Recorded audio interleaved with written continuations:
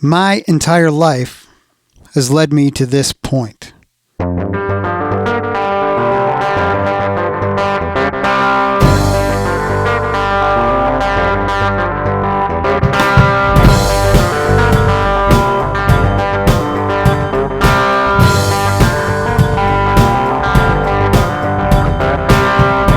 I believe this to be true, and I remind myself of it periodically.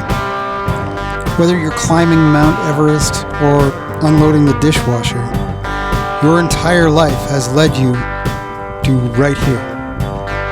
In this particular instance, I am embarking on a pilgrimage. In my day-to-day life, I wear several hats, as we all do.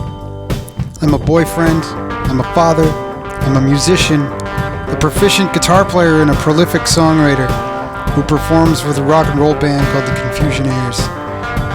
I'm a writer, I'm an old car guy, and as it happens, the last thing I ever thought I would call myself, I am an athlete. Actually, I'm a whole food, plant-based, vegan athlete. Allow me to regale you with a story.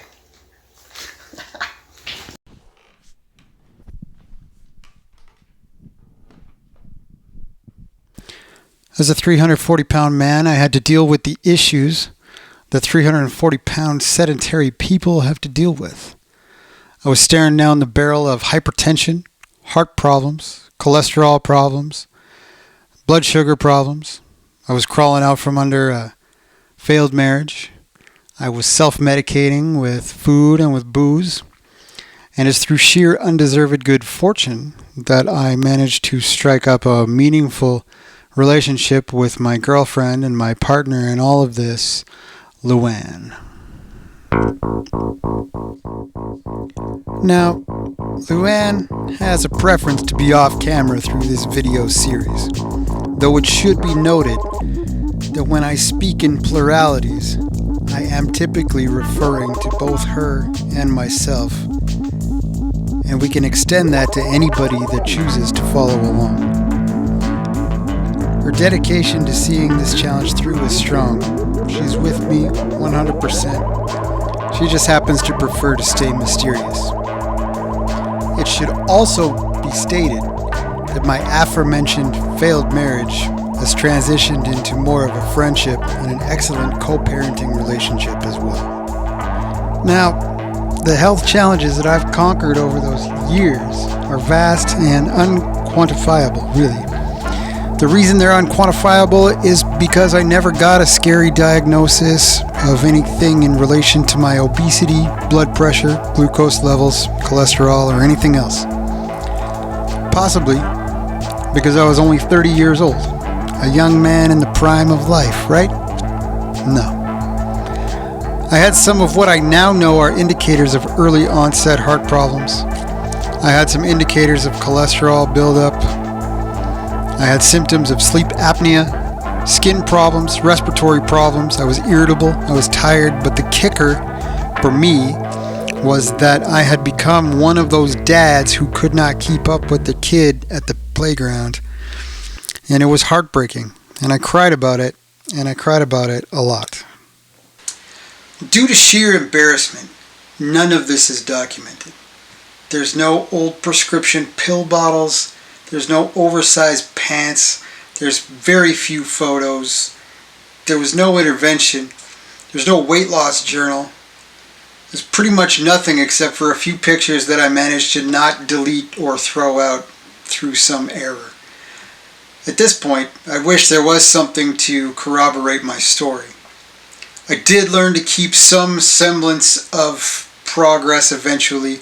I know when I started running. I know when I started counting macronutrients. I know when I became vegan. But what I mainly have in the end is the end results. I lost 166 pounds as of the spring of 2021, and it took me 7 years. Lately, I've come to the conclusion that my next goal needs to be a physical one. Figuring out what to do next has actually been weighing on me a bit. I'm not interested in coasting. I'm certainly not interested in accidentally putting any serious weight back on. So a new goal is needed. I became very relieved when I finally sorted out that what I was going to train for was a triathlon. It has occurred to me that most people would not be relieved at the prospect of training for a triathlon. However, actually competing in a triathlon is a rather expensive hobby, and I disagree with that fundamentally. I don't know what instilled this in me, but I don't think that good health should cost much. Maybe running showed me that, or maybe that's why I found running. I understand that good health costs money, but I run a pretty low-budget personal health operation, and I'm not eager to change that. I'm a rock and roller in the middle of the unforgiving Canadian prairies, so in my own DIY fashion, I'm going to do this primarily with what I've got. Some decent shoes, I've got an old bike, I got some cheap discount goggles, and I'm sure there's a pair of swimming trunks around here somewhere. But there is one other thing that I need to contend with. I don't know how to swim. I'm actually afraid of it. The truth of it is, I don't even know if triathlon is for me at all. I'm going to embark on a thing without knowing the outcome. A challenging thing that involves doing something I don't know how to do. I'm scared of swimming, and I'm scared of drowning. I don't like being in a pool when I can't touch the bottom with my feet, and lakes, and rivers, and the ocean. I don't know. If I'm being completely frank, I have no idea what is compelling me to do this specific thing in this specific way. I don't know why I'm compelled to document it in this way. I don't know who it will reach, or how, or when. But I think this is going to get uncomfortable, and I think it's going to get wild.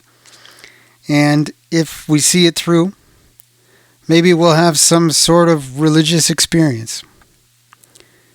So as I approach middle age, after a long and challenging journey that brought me to the best physical shape of my life, the best physical shape of my life so far, I am, for the first time in a public forum, saying, this is day one.